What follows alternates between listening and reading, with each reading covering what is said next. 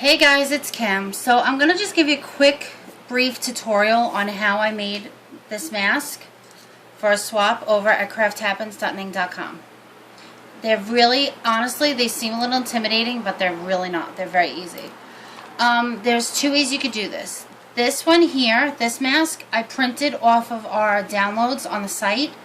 Gina actually, from Gina Designs, actually made this template for us, so this way you can just go to the templates and very simply download it, cut it out. Very good. Easy. This one I drew. I made this myself. Simple. Looks hard. Simple, simple, simple. What I did was I drew this half of the mask.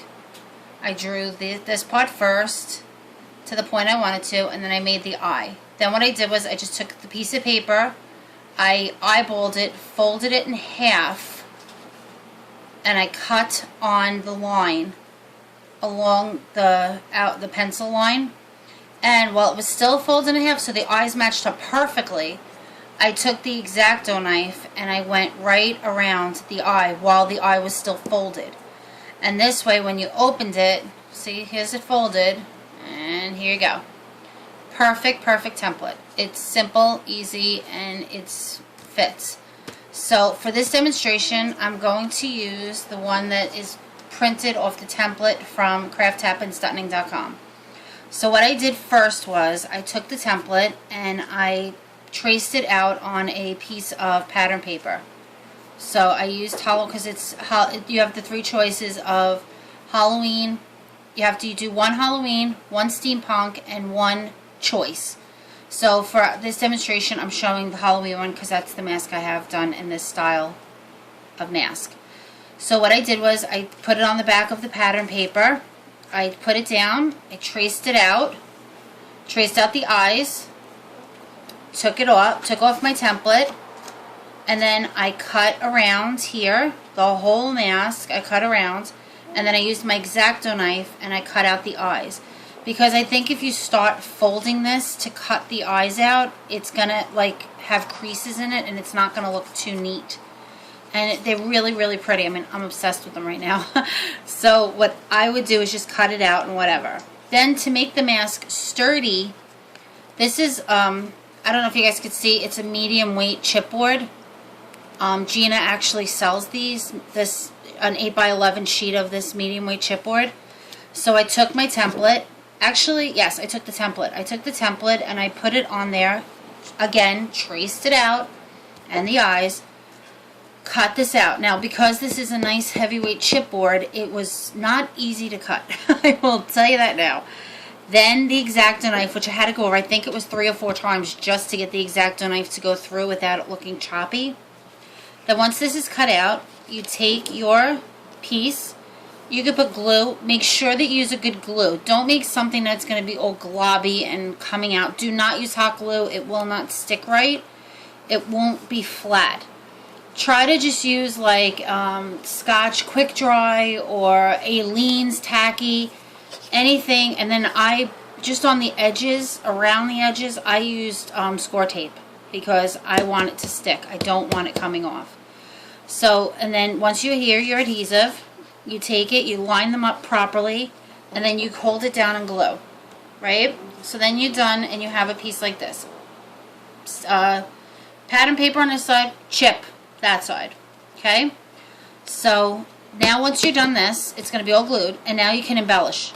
You could do anything on these, anything you want. I used rhinestone trim. You can use beads. You can use anything you want. Please do not, you see how this here, like sometimes they don't line up 100% and you can still see a little bit of the chipboard. Try to make it that, first when you do it, try to line them up good, better than me right there. But also try to make sure that when you put something around here, just so it looks complete. You want a completed mask. So for this mask, using this template, I used the rhinestone trim around the eyes. I also used hot glue to hold this down. I used the rhinestone all around the edges, went completely around, and around the eyes. Stay still. Went around the eyes. My daughter's holding my cell phone. She's helping me because I don't have a proper camera, and that's what I'm using right now, my cell phone. So I also here, and this is the back. This is what the back looks like. Because when this is all decorated, you're going to take a piece of pattern paper or regular paper or something, and you're going to basically put it over to cover up all this mess. You don't want to see this mess. You're going to cover it up. I'm actually going to use felt on the back of mine. I'm going to trim it out, cut up the felt, and use felt on the back of mine. Just because when you have it, it just looks so much neater if you cover it up. You're going to stick your feathers on. You could put danglies on. You could put trim on. You could put trim up on the top. You could do basically whatever you want to make it yours. Make it pretty. Make it how you yourself would like it. That's how I would do it. For this one, I put a little bit of tulle. I used a plastic spider here just because this is the Halloween one, so I thought, like, you know, very cute Halloween. And then I used green and black feathers because the green and black was in here, so I copied it over, and I used also tulle and some trim down here. Probably gonna add a little bit more trim down here just to make it prettier and bulkier. But basically, that's how you do your mask. If you were to use this one, hold on, let me get you one just to show you how that one comes out. I'm gonna hurry. I'm gonna just come over here.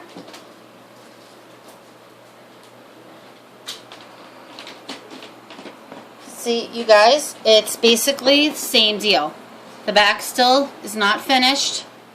Eventually, I'm going to just take this and put it on the back. And then make sure that, of course, it lines up properly. And then, same deal. Decorate it, pretty, good to go.